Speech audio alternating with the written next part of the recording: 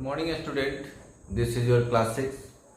In this class, we will be learn the second chapter, food components of food. तो previous chapter में हमने पढ़ा था कि फूड का सोर्सेस क्या है, फूड कहाँ से मिलता है, ठीक ना। अब इस चैप्टर में हम लोग पढ़ेंगे कि कंपोनेंट्स ऑफ फूड क्या है। दैट मीन्स कि फूड जो है वो कितने कैटेगरीज में डिवाइड किया गया है और फूड का कॉन्सेप्ट जो है वो बैलेंस डाइट क्या होता है, किस तरह से होता है। उसके बाद कुछ जो फूड्स के द्वारा जो डिफिशियंसी डिजीज है उससे रिलेटेड हम लोग इसमें थोड़ा सा टॉपिक को डिस्कस करेंगे, ठीक ना। अब सबसे पहले देखते हैं, जब हम लोग फूड की बात करेंगे तो फूड के साथ सबसे जो इम्पोर्टेंट टॉपिक जो आता है वो आता है हमारा न्यूट्रिएंट्स। क्लियर। अब न्यूट्रिएंट्स क्या है, तो जो फूड हम लोग अपने बॉडी में हम लोग लेते हैं तो फूड क्या करता है, वो हमको एनर्जी प्रोवाइड करता है। और एनर्जी प्रोवाइड करने के साथ साथ क्या होता है, वो हमारे बॉडी में ग्रोथ डेवलपमेंट करता है, हमारे सेल को इंक्रीज करता है, हमारे टिश्यूज को इंक्रीज करता है। ये सारे चीजों को इंक्रीज करता है, उसको बढ़ाने का काम करता है। साथ ही साथ अगर हम लोग देखेंगे वो क्यों करता है, तो जो फूड हम लोग लेते हैं उस फूड के अंदर न्यूट्रिएंट्स होते हैं, ठीक ना। उसी न्यूट्रिएंट्स के कारण, वो न्यूट्रिएंट्स एक सबस्टांसेस है जो हमारे बॉडी में क्या करता है, एनर्जी प्रोवाइड करता है, ग्रोथ डेवलपमेंट करता है, सेल डेवलपमेंट करता है, डिजीज से प्रोटेक्ट करता है। ये हम लोग पहले से, जब न्यूट्रिएंट्स की बात ही होगी, जब फूड की बात होगी, तो ये सारी चीज हम लोग को हमेशा के लिए इसको समझना पड़ेगा, हमेशा पढ़ना पड़ेगा, ठीक ना। अब कुछ इसेंशियल हमारे न्यूट्रिएंट्स होते हैं, ठीक ना। इसेंशियल न्यूट्रिएंट्स क्या है, तो सबसे पहला जो इसेंशियल न्यूट्रिएंट्स की अगर हम लोग बात करेंगे तो कार्बोहाइड्रेट होता है। उसके बाद फैट, प्रोटीन, विटामिन, मिनरल्स। उसके बाद कुछ रॉफेज होते हैं और सबसे इसेंशियल बात करेंगे वाटर का, ठीक ना। तो ये आपके लगभग 7 न्यूट्रिएंट्स हैं, ठीक ना। 7 न्यूट्रिएंट्स जो है उसको हम लोग 1 बाय 1 करके इस चैप्टर में पढ़ेंगे। तो 7 न्यूट्रिएंट्स में सबसे पहला हमने क्या पढ़ा, कार्बोहाइड्रेट। कार्बोहाइड्रेट क्या है, एक केमिकल सबस्टांसेस है। अगर हम लोग बात करेंगे तो केमिकल सबस्टांसेस है जो कि कार्बन, हाइड्रोजन और ऑक्सीजन, ठीक ना, ये 3 तरह के एलिमेंट्स होते हैं। इसका बेसिक सोर्सेज जो है वो ऐसे। और ये कार्बोहाइड्रेट क्या है, एक ग्लूकोज का फॉर्म होता है। याद रखिएगा, कार्बोहाइड्रेट क्या है, एक ग्लूकोज का फॉर्म है। और ये कहाँ से मिलता है, आपको याद रखना है कि व्हाट इज कार्बोहाइड्रेट। तो कार्बोहाइड्रेट क्या है, एक ऑर्गेनिक सबस्टांसेस है, ठीक ना। दूसरी चीज की इसका सोर्सेस क्या है, तो अगर सोर्स की बात करेंगे तो मैज, क्रियल्स। मैज की बात करते हैं तो मक्का वगैरह जो होता है, क्रियल्स हम लोग बात करेंगे तो वो गेहूं वगैरह जो हम लोग इस्तेमाल करते हैं, आटा वगैरह वो होता है, पोटैटोज होता है, उसके साथ जेम्स वगैरह, ये सारे चीज इंक्लूड करेंगे तो ये हमारा सोर्सेस ऑफ कार्बोहाइड्रेट के फॉर्म में आता है। अब इसका मेन फंक्शन क्या है, किसी भी न्यूट्रिएंट्स की बात करेंगे तो इसके 2-3 चीजें हम लोग को पढ़ना सबसे ज्यादा इंपॉर्टेंट है। क्या पढ़ना है कि वो न्यूट्रिएंट्स क्या है, वो कहाँ से मिलता है, उसका मेन सोर्सेस क्या है, और उससे इंपॉर्टेंट क्या है कि उसका फंक्शन क्या है, ठीक है। तब उसकी फंक्शंस की बात करेंगे तो ये फंक्शन जो है वो आपका, the main function of the carbohydrate is be provided energy. समझ गए बात को, इसका मेन फंक्शन क्या है कि वो हमको एनर्जी प्रोवाइड करता है, ठीक है। तो इतना तो समझ में आ गया। जितने भी कार्बोहाइड्रेट है वो क्या होता है, वो जब स्मॉल पार्टिकल्स, जब हम लोग फूड को लेते हैं तो वो छोटे छोटे पार्ट्स में क्या होता है, ब्रेक डाउन हो जाता है। ब्रेक डाउन होने के बाद फिर वो आपको हमारे बॉडी के अंदर डाइजेस्ट हो जाता है। डाइजेस्ट होने के बाद वो हमको एनर्जी प्रोवाइड करता है। और एनर्जी प्रोवाइड कैसे करता है, किस फॉर्म में करता है, तो हमेशा याद रखिएगा कि जो फूड हमारे बॉडी में डाइजेस्ट हो जाता है वो एज ए ग्लूकोज के फॉर्म में डाइजेस्ट होता है। याद रखिएगा, कंप्लीटली जो डाइजेशन होगा वो हमारे बॉडी में ग्लूकोज के फॉर्म में डाइजेस्ट होता है। बाकी जितने भी अगर वेस्टेज जो है वो हमारे स्टूल्स के थ्रू जो हमारा एनस होता है उसके द्वारा वो बाहर निकल जाता है। जो अनडाइजेस्टेड फूड जो होता है वो बाहर निकल जाता है और जो हमारे बॉडी में जो ऑब्जर्व होता है वो बेसिकली वो ग्लूकोज के फॉर्म में होता है। अब ग्लूकोज और ऑक्सीजन दोनों जब मिलता है तो क्या करता है, वो कार्बन डाइऑक्साइड और वाटर एंड एनर्जी को रिलीज करता है। याद रखिएगा, जो कार्बोहाइड्रेट हमने बताया, क्या बताया कि ग्लूकोज के फॉर्म में हमने लिया, हमारे बॉडी हमने क्या करते हैं, नाक के द्वारा मुंह के द्वारा जो सांस लेते हैं तो उससे हमारा ऑक्सीजन चला जाता है। तो कार्बोहाइड्रेट और ऑक्सीजन, कार्बोहाइड्रेट किस फॉर्म में होगा, वो ग्लूकोज के फॉर्म में होगा। जब हम लोग ऑक्सीजन लेते हैं तो वो दोनों रिएक्शन करता है, हमारे बॉडी के अंदर रिएक्ट करता है। रिएक्ट करने के बाद वो क्या रिलीज करेगा, तो कार्बन डाइऑक्साइड जो हम लोग छोड़ते हैं। दूसरा क्या बोल रहा है कि वाटर, जो हमारा यूरिन जो पास होता है वो हो जाता है। और जो एनर्जी क्या है, जो हम लोग काम करते हैं, हमारे बॉडी ग्रोथ होता है, हमारा टिश्यू इंक्रीज करता है, हमारा सेल इंक्रीज करता है। तो ये सारे चीजों को उसको समझना पड़ेगा। अब कार्बोहाइड्रेट के टाइप्स क्या है, अगर इसकी टाइप्स की बात करेंगे तो ये सिंपल होता है, कंपाउंड फॉर्म में भी होता है और कॉम्प्लेक्स फॉर्म में भी कंसीडर किया जाता है। ये होता है सिंपल क्या है कि they are made of the one glucose molecules, केवल एक ही ग्लूकोज मॉलिक्यूल से बनेगा तो उसको हम लोग सिंपल कहते हैं। जैसे फ्रूक्टोज ग्लूकोज, ये होता है केवल एक ही ग्लूकोज से मिलकर बनता है। कंपाउंड की बात करेंगे, they are made of the two glucose, दो ग्लूकोज मिलके बनता है, जिसको हम लोग लैक्टोज बोलते हैं। ठीक ना, तो ये सब एग्जांपल याद करके रखिएगा कि सिंपल कार्बोहाइड्रेट किसको बोलते हैं, कंपाउंड कार्बोहाइड्रेट किसको बोलते हैं, उसके एग्जांपल्स क्या है। उसके बाद आता है कि कॉम्प्लेक्स किसको बोलते हैं, तो they are made of the many glucose, जब ज्यादा ग्लूकोज मिलकर बनेगा तो हमारा वो कॉम्प्लेक्स कहलाता है, जैसे स्टार्च और सेलुलोज। तो क्या याद रखिएगा, आप लोग को याद क्या करना है इसमें कि सिंपल कार्बोहाइड्रेट जो होता है वो हमारा किस में होता है, फ्रूक्टोज में होता है और ग्लूकोज में होता है, केवल एक ही ग्लूकोज से बनता है। सेकेंड अगर कंपाउंड की बात करेंगे तो दो ग्लूकोज मिलकर बनता है, जो कि आपका लैक्टोज के फॉर्म में होता है। ठीक ना, जिसमें हम लोग को दूध वगैरह जो है वो उसमें एग्जांपल्स में हम लोग लिख सकते हैं। और माइलस्टोन होता है, ये हमारा गेहूं और इसमें मिल जाता है। ठीक ना, कॉम्प्लेक्स की बात करेंगे तो कॉम्प्लेक्स के हमने पहले बता दिया कि दो से ज्यादा जब ग्लूकोज मिलते हैं तो हमारा कॉम्प्लेक्स होता है। इसका एग्जांपल हम लोग स्टार्च और सेलुलोज लिख सकते हैं। ठीक ना, तो ये सब सारे चीजों को आपको पॉइंट वाइज क्या करना है, समझना है। अब आते हैं हम लोग नेक्स्ट कार्बोहाइड्रेट के बाद फैट की बात करते हैं। फैट भी क्या है, एक फॉर्म ऑफ एनर्जी है। ये हमारे बॉडी में क्या करता है, स्टोरेज। आप लोग फैट के बारे में सुने होंगे, फैट जैसे कोई मोटा आदमी है इसका मतलब उसमें क्या है कि फैट ज्यादा होता है। तो जैसे बोला जो बहुत हेल्दी होता है, बहुत मोटा होता है, तो उसको हम लोग फैट बोलते हैं। ठीक ना, तो हमारे बॉडी के अंदर जो होता है वो एक स्टोर एनर्जी होता है। ठीक ना, ये स्टोर एनर्जी उसमें हमारे बॉडी में क्या करता है कि जब हम लोग कभी कुछ नहीं खाते हैं तो वहाँ उस पीरियड में वो काम आता है, उसको इस्तेमाल करते हैं। तो fat are the organic chemicals compound of carbon, hydrogen और ऑक्सीजन। ये भी क्या करता है कि एक केमिकल कंपाउंड है जो कि कार्बन, हाइड्रोजन और ऑक्सीजन से मिलकर बनता है। जैसे हमारा कार्बोहाइड्रेट भी क्या बनता था कि वो भी एक हमारा ऑर्गेनिक कंपाउंड था जो कि कार्बन, हाइड्रोजन, ऑक्सीजन से मिलकर बनता था। ये हमारा केमिकल कंपाउंड है जो ये भी हमारा ऑर्गेनिक ही केमिकल कंपाउंड है जो कि कार्बन, हाइड्रोजन और ऑक्सीजन से बनता है। ये फैट जो है वो हमारे स्किन के अंदर होता है। बेसिकली अगर देखा जाए तो ये हमारे बॉडी में स्किन के अंदर होता है। ठीक ना, ये ऑक्सीडेशन करता है हमारे बॉडी के एनर्जी से। तो ये सारे चीज, इसका सोर्सेस की बात करेंगे तो children consume the lot of fat sugars from the junk food and the soft drink, so they are made of the for obesity. जो अगर छोटे बच्चे हैं अगर वो ज्यादा मात्रा में शुगर वगैरह लेते हैं तो उनको क्या होता है कि ओबेसिटी का प्रॉब्लम हो जाता है। आप अपने आसपास में देखे होंगे कि बहुत सारे बच्चे जो हैं वो क्या करते हैं, उनका पेट जो है वो ज़्यादा बड़ा होता है और वो बच्चे बहुत दुबले पतले दिखते हैं या बहुत हेल्दी हो जाता है जो जंक फूड वगैरह खाता है। हमेशा एक चीज़ आप लोगों को मैं बताता हूँ, हमेशा से बताऊँगा कि please avoid the junk food.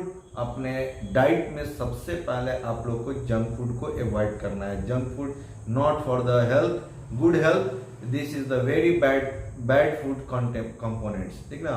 तो इसको हमको समझना पड़ेगा कि ये हमारे बॉडी के लिए अच्छा नहीं माना जाता है, ठीक है। चलिए अब आता है कि इसका सोर्सेस क्या है। तो हमने पहले बताया कि सबसे पहले हम लोग को जितने भी न्यूट्रिएंट्स दिए हैं वो सारे न्यूट्रिएंट्स को हमको क्या करना है, उसको समझना है। समझने में उसका सोर्सेस क्या है, वो कहाँ से मिलता है, वो डिफाइन उसका फंक्शंस क्या है, तो ये सारी चीज हम लोग देखेंगे। तो अब इसके सोर्स की बात करेंगे तो इसका सोर्स क्या है कि ये ज्यादातर animal fat are obtained from the milk, butter and cheese and desi ghee. याद रखिएगा कि ज्यादातर जो है फैट जो है वो कहाँ से मिलेगा, एनिमल से मिलता है, एनिमल प्रोडक्ट से। तो एनिमल प्रोडक्ट्स में क्या है, घी अगर हम लोग ज़्यादा लेंगे तो फैट बढ़ेगा, बटर वगैरह ज़्यादा इस्तेमाल करेंगे तो बढ़ेगा, वेजिटेबल्स में भी हम लोग ऑयल वगैरह ज़्यादा करेंगे तो वो फैट को इंक्रीज करता है, ठीक ना। And all also the dry fruit, cashew nut, almond, ये जितने भी ड्राई फ्रूट्स की बात करेंगे ये भी हमारे फैट को इंक्रीज करता है। अब इसकी मेन फंक्शन क्या है, तो provide the energy way need the arise. हमने पहले बताया कि जब हमारे बॉडी को एनर्जी की जरूरत होती है तो ये बॉडी को क्या करता है, एनर्जी प्रोवाइड करता है, क्योंकि यह इसको हम लोग स्टोरेज एनर्जी के भी फॉर्म में कंसीडर करते हैं, इसको जानते हैं। अब नेक्स्ट आते हैं कि प्रोटीन है। प्रोटीन क्या है, एक बॉडी बिल्डिंग ब्लॉक है। बॉडी बिल्डिंग ब्लॉक इसको क्यों कहते हैं प्रोटीन को, क्योंकि प्रोटीन जो है वो हमारे बॉडी में बहुत ही इंपॉर्टेंट पार्ट है। हमारे मसल्स को जो स्ट्रांग बनाने का काम करता है वो प्रोटीन का ही काम है। अगर हम लोग प्रोटीन प्रॉपर वे में लेंगे तो हमारा मसल्स वगैरह क्या होगा, स्ट्रांग होता है, मजबूत होता है। अगर हम लोग प्रॉपर प्रोटीन नहीं लेंगे तो हमारा बॉडी का ग्रोथ और डेवलपमेंट प्रॉपर नहीं होगा। आप देखे होंगे अपने आसपास में जो बच्चे अगर उसका डाइट प्रॉपर नहीं है, डाइट मेंटेन नहीं रहता है, तो उस केस में क्या करते हैं, वो बच्चे दुबले पतले हो जाते हैं, उसकी हाइट नहीं बढ़ती है। वही अगर बगल में देखेंगे किसी दूसरे बच्चे को तो पता ये चलेगा कि वो आसानी से उसका ग्रोथ भी ठीक हो रहा है, उसका डेवलपमेंट भी सही से हो रहा है। तो इस तरह से इसको हम लोग समझते हैं कि प्रोटीन हमारे लिए बहुत ज़रूरी है, क्योंकि हमारा बॉडी का डेवलपमेंट और हमारे बॉडी का ग्रोथ होना उसी पे डिपेंडेंट करता है, ठीक ना। ये आपका ammonia acid which contain the carbon, hydrogen and oxygen. इसमें भी क्या होता है कि प्रोटीन जो है वो किससे बनता है, तो याद रखिएगा कि एक एमोनिया एसिड है। Protein made of the ammonia acid which contain the carbon, hydrogen and oxygen. इसमें भी क्या होगा कि हाइड्रोजन, कार्बन और ये आपका ऑक्सीजन से बनता है, एंड इसमें नाइट्रोजन भी ऐड हो जाता है, और ये हमारा क्या होगा, एमोनिया एसिड। याद रखिएगा carbohydrate organic compound, fat organic compound. जब एसिड की प्रोटीन की बात आती है तो ये किससे बना है, एमोनिया एसिड से बना है। और एमोनिया एसिड क्या कंसिस्ट करता है, तो हाइड्रोजन, कार्बन, ऑक्सीजन एंड आपका नाइट्रोजन। उसके साथ साथ इसमें क्या ऐड हो जाता है, सल्फर भी ऐड हो जाता है, फास्फोरस भी ऐड हो जाता है, और तब जाके ये हमारा प्रोटीन कहलाता है, ठीक ना। तो ये सारे जितने भी केमिकल्स एलिमेंट्स है वो सारे ऐड करने के बाद वो प्रोटीन हमारा बनता है। इसका मेन सोर्सेस क्या है, तो जितने भी मीट प्रोडक्ट, एनिमल्स का मीट प्रोडक्ट होता है उसको हमारा होता है फिश वगैरह, इसमें प्रोटीन ज़्यादा मिलता है। अगर प्लांट्स की बात करेंगे तो जो आपका पल्सेस वगैरह, जितने भी दाल वगैरह हम लोग इस्तेमाल करते हैं उससे प्रोटीन मिल जाता है, ड्राई फ्रूट से प्रोटीन मिल जाता है, सोयाबीन में, राजमा में, ये सारी चीज़ हम लोग इसका एग्जांपल्स लिख सकते हैं। इसका मेन फंक्शन क्या है, तो मेन फंक्शन है प्रोटीन का बॉडी बिल्डिंग। बॉडी बिल्डिंग क्या, जिम नहीं, बॉडी बिल्डिंग मतलब हमारे बॉडी को ग्रोथ करना, हमारे डेवलपमेंट, बॉडी में डेवलप करना। डेवलप करने का सेंस मतलब क्या हुआ, हमारा बॉडी को बढ़ना, मसल्स को इंक्रीज करना, ठीक ना। Develop the resistance of the body against the various infection. अगर हमारा बॉडी मजबूत रहेगा तो किसी तरह से इन्फेक्शन नहीं होता है, इन्फेक्शन से आसानी से हम लोग बच सकते हैं, ठीक ना। उसके बाद आता है कि एलिमेंट्स, मिनरल्स के भी कुछ पार्ट्स हैं जो कि हमारे बॉडी के लिए बहुत ज़रूरी है। आयरन होते हैं, कैल्शियम होते हैं, फास्फोरस होते हैं। इस मिनरल्स के भी हमारे बॉडी में बहुत ही रिक्वायरमेंट होती है। ये हमको एलिमेंट जो है वो नेचर से मिलता है, ठीक ना। हम लोग इसके लिए कोई केमिकल्स वगैरह लेने की ज़रूरत नहीं है। हम लोग को क्या करना है कि जितने भी मिनरल्स है, अब पानी में आयरन होता है, ठीक है, आप लोग सब लोग जानते हैं। तो क्या आयरन आप लोग देखे हैं कि लोहा वाला आयरन, जो अगर पानी में हम लोग आयरन नहीं मिला तो हम लोग लोहा खा लिए, ऐसा नहीं है। हम लोग को क्या करना है कि उसकी एलिमेंट्स जो नेचुरल फॉर्म में मिलता है उसका हम लोग को इस्तेमाल करना है। कैल्शियम जो है, कैल्शियम को भी हम लोग को ये लेना है, ठीक ना। तो ये सारे चीज़ों जो है हम लोग को उसको समझना पड़ेगा। अब मिनरल्स के अलावा अगर हम लोग देखेंगे इसके साथ साथ, तो ये भी एक क्या है, केमिकल कंपाउंड है। केमिकल कंपाउंड है, केमिकल कंपाउंड से ही हम लोग इसको देखते हैं। We are all minerals for the food, although the minerals no energy the values they are the helpful the meaningful. तो ये एक नॉर्मल फॉर्म है। इस तरह से हम लोग इसको क्या कर सकते हैं, इसकी हमारे बॉडी को रिक्वायरमेंट है, जरूरी है, जो कि हमारा बॉडी स्ट्रांग होता है। और इसका सोर्स से अगर देखेंगे तो ये मिल्क से, एग से, चीज वगैरह से ज़्यादा जो ग्रीन वेजिटेबल्स होते हैं उससे हम लोग को ये मिल जाता है आसानी से, ठीक है। उसके बाद ये विटामिन वगैरह की बात करेंगे तो विटामिन जो है ये भी हमारे बॉडी के लिए बहुत ही इंपॉर्टेंट है। एक चीज आपको विटामिन के बारे में बता दूं कि विटामिन जो है हमारे बॉडी में कभी भी ऑब्जॉर्व नहीं होता है, याद रखिएगा, ठीक है।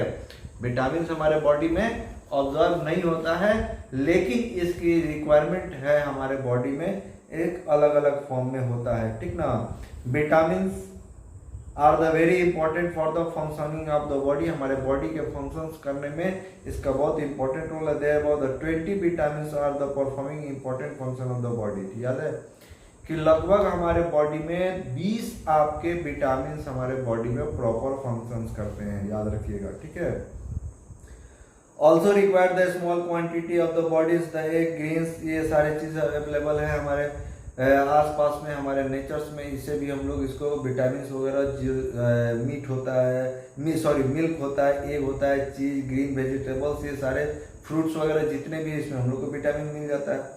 उसके बाद साइट्रस फूड जिसमें विटामिन सी ज़्यादा मात्रा में होता है, जैसे हमारा सी होता है, विटामिन सी उसमें ज़्यादा पाया जाता है। साइट्रस फूड जितने भी जो खट्टा लगते हैं, साइट्रस फूड हम लोग उसको बोलते हैं जो खाने में खट्टा लगता है, जैसे नींबू हो गया, ऑरेंज हो गया, मौसमी हो गया, इस तरह के फूड जो इसको हम लोग साइट्रस फूड कहते हैं, ठीक ना, याद रखिएगा। अब उसके बाद सबसे ज़्यादा जो लीफ वेजिटेबल्स होते हैं उसमें कौन से विटामिन होते हैं, तो vitamin B, vitamin E, vitamin K, ये सारे जो लीफ वेजिटेबल्स होते हैं, जैसे मान लो स्पिनचेस है, बहुत सारा के साग वगैरह हम लोग देखते हैं जो बनाते हैं, वो सारी चीज़ें। फिश वगैरह में विटामिन डी ज़्यादा मात्रा में होता है। और prepare the vitamin D and skin cell. और विटामिन डी का काम क्या है कि हमारे बॉडी का जो स्किन होता है उसको क्या करता है, प्रिपेयर करता है। तो कभी क्या देखे होंगे आप लोग की स्किन में क्या होता है, क्रैम्पिंग आ जाता है, या ज़्यादा से ज़्यादा कुछ लाइनिंग टाइप का पतला पतला दिखता है, तो उसके लिए हम लोग को विटामिन डी का, देखिएगा विटामिन डी लेना है तो आप नेचुरली भी ले सकते हैं विटामिन डी। विटामिन डी आपको नेचुरल कहाँ से मिलेगा, तो सन का लाइट से मिलता है। सन का लाइट वो भी ऐसा नहीं है कि जो विटामिन डी लेना है तो दोपहर में धूप में खड़ा है, ऐसे विटामिन डी नहीं मिलेगा। विटामिन डी लेने के लिए मॉर्निंग में हम लोग को क्या करना पड़ेगा, सन का लाइट से अगर हम लोग को प्रॉपर, अगर एटलीस्ट देखिए मेडिकली अगर बात किया जाए तो 10 बजे से पहले का जो सन का रे होता है वो विटामिन डी के लिए बेनिफिट होता है, लेकिन 10 बजे के बाद के लिए वो विटामिन डी नहीं, वो हार्मफुल होगा, आपके बॉडी के लिए नुकसान करेगा, ठीक ना। तो कुछ अब उसके बाद आता है कि डाइटरी फूड जिसको हम लोग रॉफेज कहते हैं। रॉफेज देखिए हमारे बॉडी में डाइजेस्ट नहीं होता है, ठीक ना। पहली बात समझिए कि एक तरह का फाइबर्स होते हैं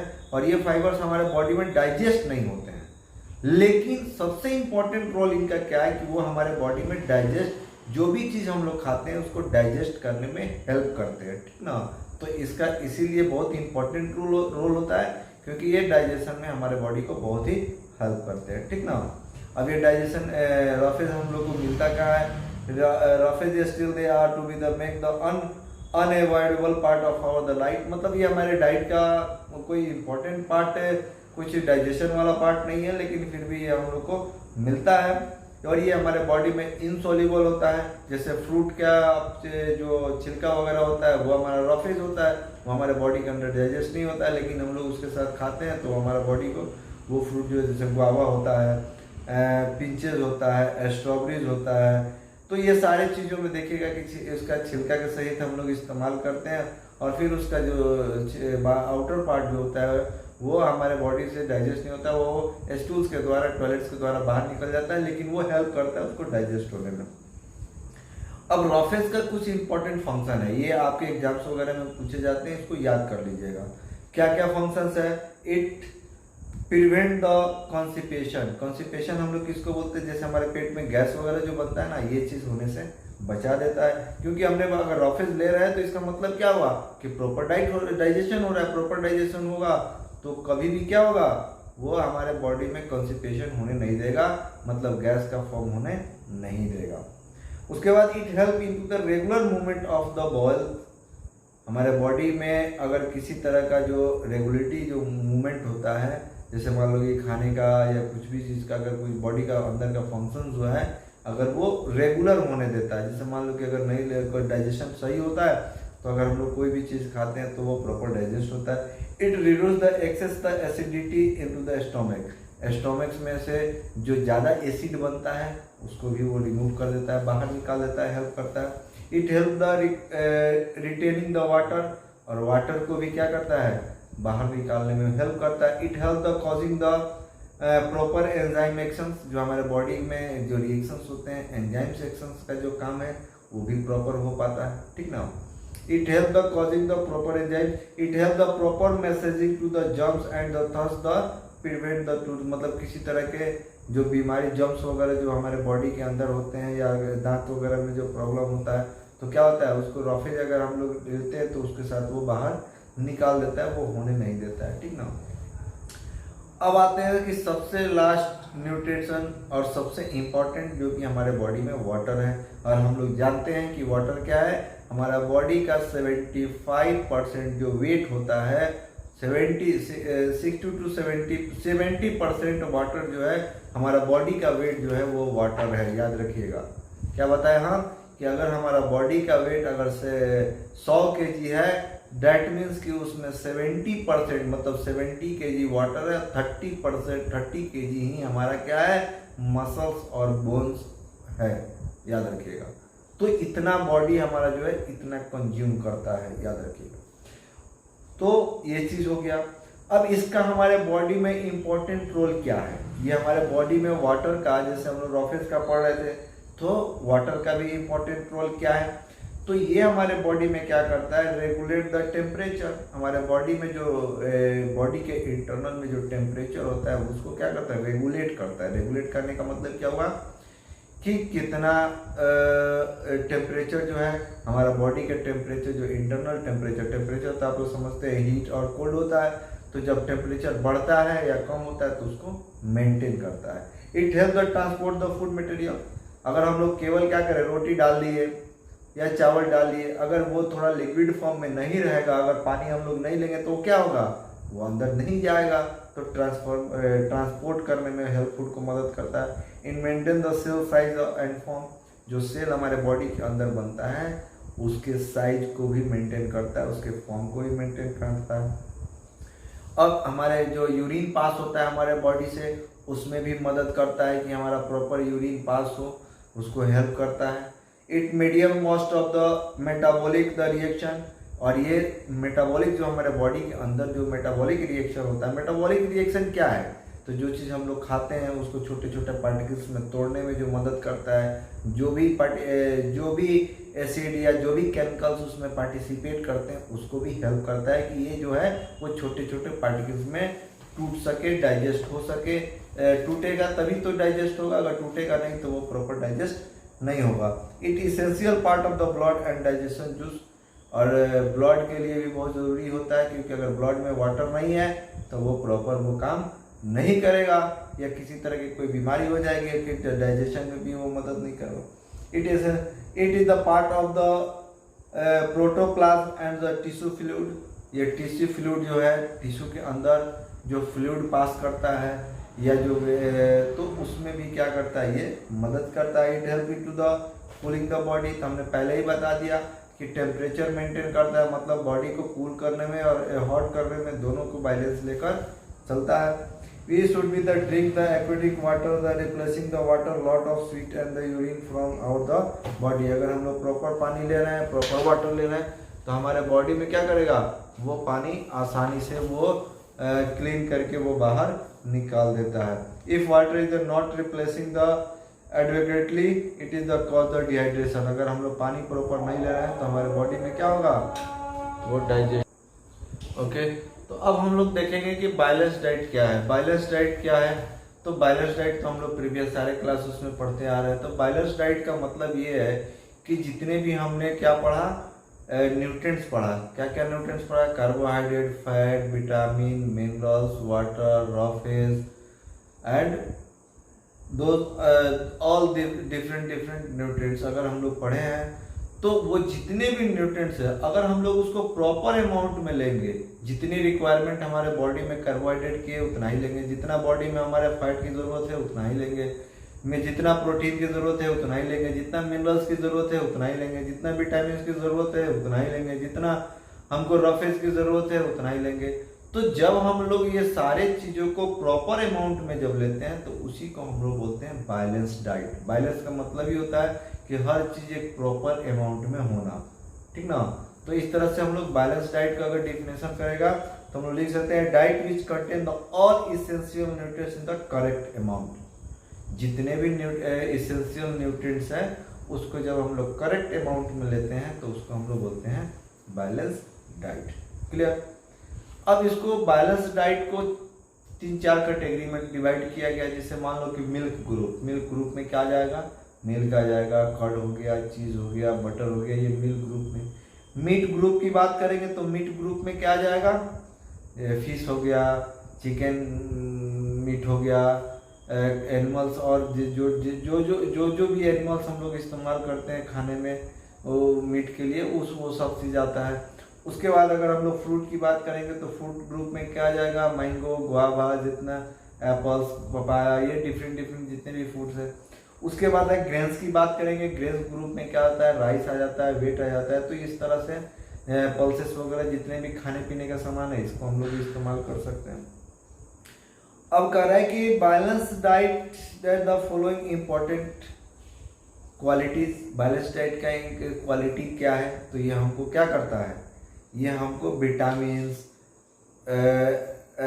मिनरल्स और एमोनिया एसिड प्रॉपर अमाउंट में हमको प्रोवाइड करता है। तो हमने क्या बताया कि जब हम लोग उसको सही अमाउंट में लेंगे तो ये साथ जो प्रोवाइड करेगा। उसके बाद जितने भी रॉ मटेरियल्स हैं हमारे बॉडी के लिए वो ज़्यादा जो भी एनफ जितने भी चाहिए उसको, जितने भी रॉ मटेरियल चाहिए उसको प्रोवाइड कर देता है। एनफ अगर हम लोग को ज़्यादा एनर्जी चाहिए तो हम लोग उसको भी इस्तेमाल कर सकते हैं, ठीक ना। तो ये चीज़ें। अब आता है कुछ डिफिशियंसी डिजीज होता है। अब हम लोग डाइट वगैरह तो देख लिया, अब इसके साथ साथ कुछ बीमारी भी होती है। अब बीमारी क्या है? तो disease cause due to the deficiency the carbohydrate. Carbohydrate की कमी से क्या होता है? तो सबसे पहला अगर हम लोग देखेंगे तो कार्बोहाइड्रेट की कमी से सबसे पहले वीकनेस ऑफ द बॉडी, मतलब सबसे पहला क्या बीमारी होगा कि हमारा बॉडी क्या हो जाएगा? कमजोर महसूस करेगा, ठीक ना। जब हमारे बॉडी में कार्बोहाइड्रेट की कमी होगी तो सबसे पहले क्या होगा कि हमारा बॉडी वीक महसूस करेगा, कमजोर महसूस करेगा। उसके बाद लॉस ऑफ बॉडी स्टेमिना। आप तुरंत कहीं भी थोड़ा सा तेज चलेंगे या दौड़ेंगे तो तुरंत आप क्या होगा? थक जाएंगे, आप लोग को स्टेमिना नहीं मिलेगा। कुछ दूर पैदल चलने के लिए बोला जाएगा तो आप चल नहीं पाएंगे, ठीक ना। The body does not have enough energy to perform the कोई भी चीज़। अगर मान लो कि 3 तला है, 4 तला है और आप घर में अगर उसको ऊपर वाले फ्लोर पे जाना है तो आप एक 2 बार बोल दिया जाएगा तो आप थक जाके गिर जाओगे, लेकिन नहीं चल पाओगे क्योंकि आपके बॉडी की स्टेमिना कम है, आपको कार्बोहाइड्रेट की मस्ट भी ज़रूरत है। अब प्रोटीन से क्या होता है? प्रोटीन की कमी से क्या होगा कि प्रोटीन तो हम लोग को पढ़ा कि प्रोटीन का इंपॉर्टेंस क्या है हमारे बॉडी में, वो हमारे सेल को डेवलपमेंट करता है, हमारे बॉडी के ग्रोथ को डेवलपमेंट करता है। उसी तरह इसका डिफिशियंसी क्या है? तो ये क्वासिकर और मरासमस होता है। क्वासिकर मरासमस क्या है? ये बीमारी जो है वो दुबला और पतला, किसी बच्चे को अगर प्रोटीन की कमी हो जाती है तो वो बच्चा एकदम सूख जाता है, एकदम दुबला पतला। अगर हम लोग देखा जाए एग्जाम्पल में देखें, कोई घर में अगर किसी आस पड़ोस में देखेंगे तो जब वो अपना शर्ट निकालता है तो उसका जो चेस्ट में अगर रिपकेज है उसको आसानी से काउंट किया जा सकता है। तो इस तरह की बीमारियां उसको हो जाती हैं। अब इसका सिम्टम क्या है? क्वासिकर का सिम्टम क्या है कि pot like the protein the belly, मतलब वही चीज़ है जो हमने बताया कि स्टैंडिंग द ग्रोथ, मतलब उसका ग्रोथ जो है वो रुक जाता है। जैसे 5 साल, 6 साल, 7 साल का बच्चा लगेगा कि 3-4 साल का है। Swelling and face of the limbs, उसका चेहरा वगैरह फूल जाएगा, वो उसके बाद सूजन हो जाएगा। मेंटल रिटार्डेशन, वो हमेशा माइंडली डिस्टर्ब रहेगा। डायरिया, उसको लूज मोशन वगैरह होने का चांसेस होता है। स्किन वगैरह देखिएगा तो उसको नॉर्मल स्किन से बिल्कुल ही डिफरेंट दिखता है। मैरास्मस का सिम्टम क्या होगा?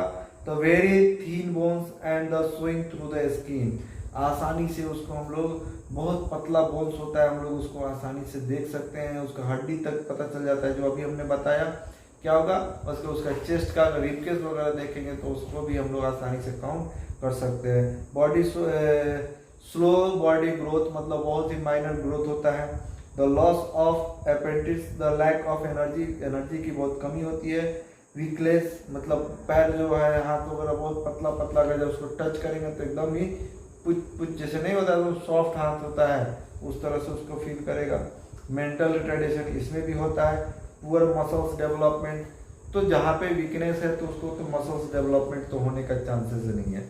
अब आता है कि disease cause to the deficiency of vitamin के द्वारा भी कुछ डिजीज होता है। एक चार्ट दिया हुआ है आपके टेबल्स में, बुक में 29 पेज नंबर पे, आपके बुक के हिसाब से अगर देखेंगे तो विटामिन ए की कमी से उसका डिफिशियंसी नाइट ब्लाइंडनेस होता है।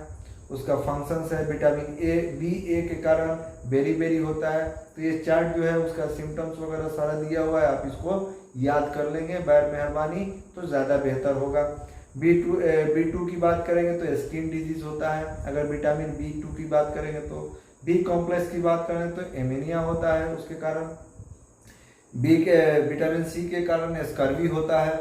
विटामिन डी के कारण रिकेट्स होते हैं। विटामिन के कारण हेमोलॉज होता है। तो ये सारे जो बीमारी है वो किस विटामिन के कारण होते हैं, इसको आपको याद करना पड़ेगा इस चार्ट के हिसाब से, ठीक ना। उसके बाद disease cause by the deficiency of water, पानी की कमी से किस तरह की बीमारी होती है, तो ये हमने तो पहले ही बता दिया कि वाटर हमारे बॉडी के लिए कितना इंपॉर्टेंट है और इसका रोल क्या है। Excess loss of water cause the diarrhoea, तो हमने पहले बताया कि अगर हमारे बॉडी में पानी की कमी है तो सबसे पहले डायरिया वगैरह हो जाता है। उसके बाद डायरिया को प्योर करने के लिए हम लोग क्या करते हैं, ORS के घोल लेते हैं।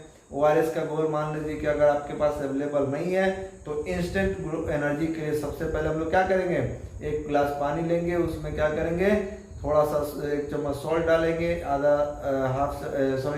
थोड़ा सा पिंच ऑफ सॉल्ट डालेंगे, उसमें 1 चम्मच शुगर डालेंगे। उसके बाद अगर नींबू अवेलेबल है तो उसका लेमन जूस उसमें डालेंगे और हम लोग इंस्टेंट क्या कर सकते हैं कि एक ग्लूकोज बना सकते हैं अपने घर पे और उसको देने से आप लोग को इंस्टेंट क्या होगा, थोड़ी एनर्जी प्रोवाइड हो जाएगी। तो इस तरह से हम लोग इसको प्राइमरी लेवल पे इसको ट्रीटमेंट कर सकते हैं। अब आता है कि deficiency cause by the minerals के द्वारा कौन कौन से डिफिशियंसी होता है। तो अगर कैल्शियम की बात करेंगे तो कैल्शियम की कमी से हमारे बोन्स हमारे बॉडी के सबसे वीक हो जाते हैं, जिसको हम लोग रिकेट्स बोलते हैं, जो बच्चों में ज़्यादा पाया जाता है। तो अगर कोई छोटा बच्चा है तो एटलीस्ट कम से कम उसको कैल्शियम की दवा जो है और विटामिन डी की दवा जो है वो 100% आप लोग को खिलाना चाहिए, और या घर में है कोई तो उसको देना चाहिए, क्योंकि बच्चों में विटामिन डी और कैल्शियम की बहुत जरूरी होती है, क्योंकि वो हर चीज़ नहीं खाता है, वो मिल्क पे डिपेंडेंट रहता है, या कभी बहुत बच्चे होते हैं जो कि ज़बरदस्ती कुछ नहीं खा पाते हैं, तो उसके लिए ये चीज़ हम लोग इस्तेमाल कर सकते हैं। फास्फोरस भी हमारे बॉडी में बहुत इंपॉर्टेंट है, इसमें भी हमारा बॉडी जो है अगर फास्फोरस की कमी है तो उसमें वीकनेस महसूस होता है, और इसमें भी बच्चों में रिकेट्स होने का चांसेस होता है। आयरन की कमी अगर हमारे बॉडी में है तो एनीमिया होने का चांसेस होता है। आयोडीन की कमी है हमारे बॉडी में तो गैटर्स होता है, जो कि आप देखोगे यहाँ पे गर्दन वगैरह में किसी को घेंगा निकल जाता है। जो पोटेशियम और सोडियम के कारण हमारा बॉडी क्या होगा कि हमारे बॉडी के मसल्स जो होते हैं वो वीकनेस हो जाता है उसमें, और पैरालाइज हो जाता है। याद रखिएगा कि इतना वीकनेस होगा कि वो कभी कभी पैरालाइज हो जाता है। मैग्नीशियम की बात करेंगे तो weak muscles and to the nerves, और इस तरह से हो जाता है। जिंक में हमारा सस्पेक्टिबिलिटी टू द डिजीज मतलब अगर किसी तरह की बीमारी है तो वो ज़्यादा इंक्रीज कर जाता है।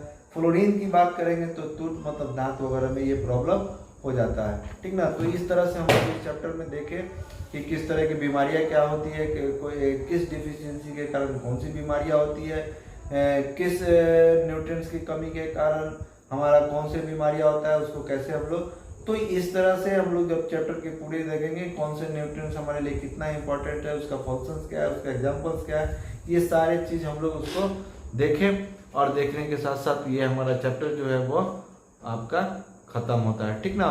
और बाकी अगर कुछ क्वेश्चंस वगैरह हैं तो फिर हम लोग उसको बाद में डिस्कस करेंगे। ओके, थैंक यू बेटा।